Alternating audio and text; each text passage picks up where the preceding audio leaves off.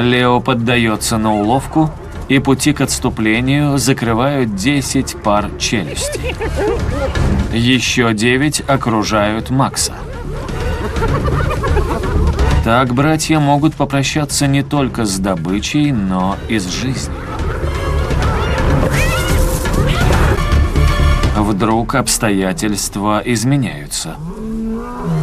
Появился законный хозяин территории.